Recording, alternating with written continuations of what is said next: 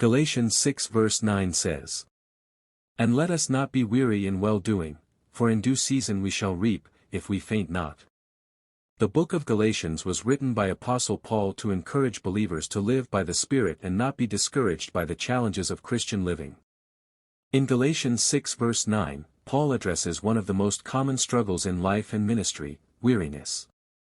Let us not be weary. This means do not grow tired, frustrated, or lose heart in doing what is right before God. Weariness comes when you keep sowing seeds but see no immediate result. It's a mental and spiritual fatigue that can lead to giving up.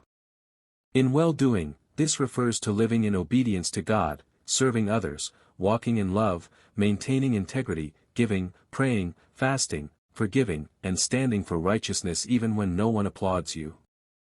For in due season, there is a God-ordained time for your harvest.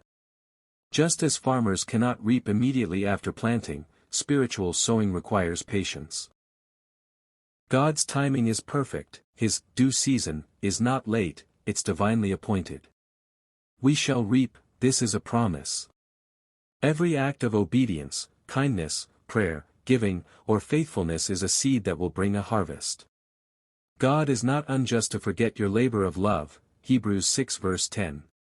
If we faint not, the only condition that can stop your harvest is if you give up before it comes. The enemy's strategy is to make you quit right before your breakthrough. The law of sowing and reaping is irreversible. Just as in agriculture, the seed must grow underground before it appears.